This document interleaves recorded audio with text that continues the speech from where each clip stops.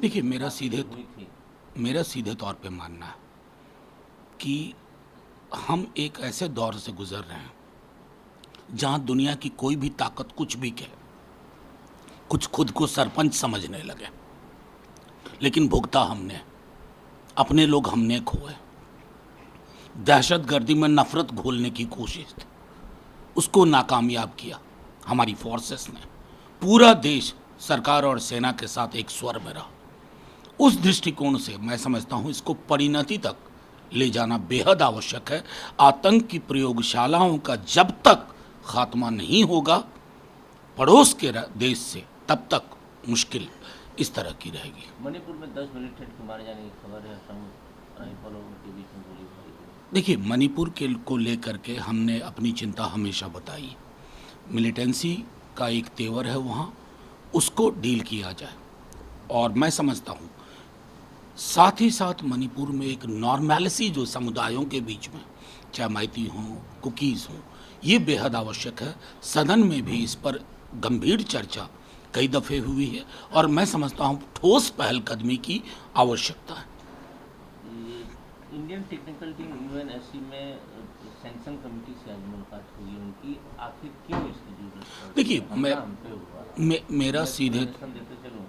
मेरा सीधे तौर पे मानना है कि इन मसलों पर हमारी सरकार जो भी फैसला ले, सरकार को देश का मनोभाव पता है, सरकार को देश की भावना पता है। हमारी फोर्सेस ने बेहद प्रोफेशनल तरीके से सिर्फ टारगेट, सिविलियन टारगेट पे आंच नहीं आने दी, इवन मिलिट्री इस्टेब्लिशमेंट को नहीं छुआ। ये फ़र्क हम दोनों मुल्कों की आर्मी का, तो वो मैंने कहा देश का एक मैंडेट, देश की मनोभावना, उसके संदर्भ में सरकार जो भी फैसला उचित समझती है वो लेगी। 23 मिनट में सारी कार्रवाई हो गई। क्या आर्मी एक्शन लिया गया पाकिस्तान के खिलाफ, इस पे कहा कि जो पूरी कार्रवाई 23 मिनट में ओवर कर दी। मैं किसको सुनूं? बीजेपी को सुनूं या अपनी सेना को सुनूं, अपनी एमईओ को सुनूं? पॉलिटिकल पार्टीज़ को कार्रवाई वगैरह क्या थी, कैसी थी, उससे बचिए। पूरा देश फोर्स के साथ खड़ा है, सरकार के साथ खड़ा है, किसी पॉलिटिकल पार्टी से नहीं। उम्मीद करता हूं कि ये फैसले क्या हुआ नहीं हुआ, हम सब ने एक एक ब्रीफिंग गौर से देखिए, उसका मान बना रहे, बस इतना ही कहना है। जो मध्य प्रदेश के मंत्री हैं विजय शाह, वो कार्रवाई का सामना उनको करना पड़ेगा, जिस तरह की बातें उन्होंने कर्नल सोफिया को लिखी थी। मुझको सिर्फ इस पूरे प्रकरण में दुख इस बात का हुआ ना कि न्यायालय को संज्ञान लेना पड़ा। टॉप बीजेपी लीडरशिप ने अभी तक इस पर कुछ नहीं कहा। क्या प्रधानमंत्री जी की नज़रों से नहीं गुजरा होगा ये बयान? बीजेपी अध्यक्ष की नज़रों से यह बयान नहीं गुजरा होगा? ये बयान असल में सरहद पार की जो ताकतें हैं ना, उन ताकतों के मंसूबे थे नफ़रत की आग लगाना, नफ़रत के बीज बोना। ये नफ़रत के झंडा बरदार बन जाते हैं इस तरह के मंत्रीगण। इस देश की मिट्टी को समझ ही नहीं पाए, मंत्री हो तो क्या। कांग्रेस पार्टी जानना चाहती है कि जो सीज फायर हुआ इसमें यूएस का क्या रोल था? प्रधानमंत्री साइलेंस नहीं, देखिए, इसको ऐसे प्रस्तुत ना करके मैंने लगातार एक बात कही है कि अमेरिकन प्रेसिडेंट का लोकस स्टैंड क्या है। हमारी ब्रीफिंग जो हो रही थी, जब कहा गया कि अब फर्दर एस्केलेशन नहीं होगा, चाहे सीज फायर शब्द हो या ना हो, उसके ठीक पहले अमेरिकन प्रेसिडेंट अनाउंस करते हैं। अगले दिन जम्मू कश्मीर के मसले पे एक बेतुका, तथ्यविहीन, आधारविहीन बयान देते हैं।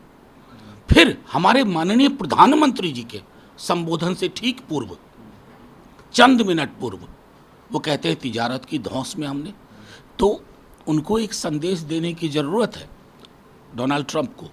इसलिए एक विशेष सत्र चाहिए कि इस देश का व्यापारी भी व्यापार के नाम पर देश का मान और प्रतिष्ठा के नीचे झुकने के पक्ष में कभी नहीं होगा। तुम तो सरकार और सेना की बात कर रहे हो।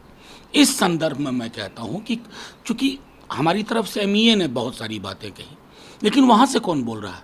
मार्को रूबियो भी नहीं बोल रहे, अमेरिकन प्रेसिडेंट बोल रहे हैं। और फिर चौथी बार उन्होंने कतर में, दुबई में ये बात, सऊदी में ये बात दोहराई। क्या ये उचित है? यहाँ सरकार पॉलिटिकल पार्टी का मसला नहीं है, आज के दिन में कोई पक्ष विपक्ष नहीं है, देश है।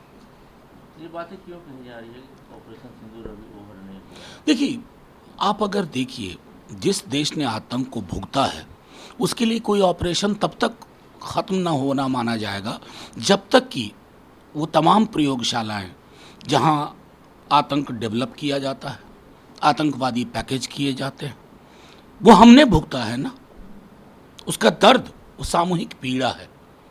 इसलिए मैं समझता हूं कि उस दृष्टिकोण में ये देखा जाना चाहिए। कांग्रेस बता रही है कि शशि थरूर ने लक्ष्मण रेखा क्रॉस की, जिस तरह से उन्होंने कसीदे पढ़े मोदी जी। देखिए, ये कांग्रेस का मामला है, कसीदे वसीदे नहीं, ये लक्ष्मण रेखा शब्द भी पता नहीं, अब लक्ष्मण भगवान को तो इतनी फुर्सत नहीं है कि रेखा हर जगह खींचते रहे, तो ये शब्दावली भी अनुचित है। और देश जिस दौर से गुजर रहा है उसमें जो सवाल महत्वपूर्ण है, उन सवालों पर सामूहिक चिंता और विमर्श होना चाहिए।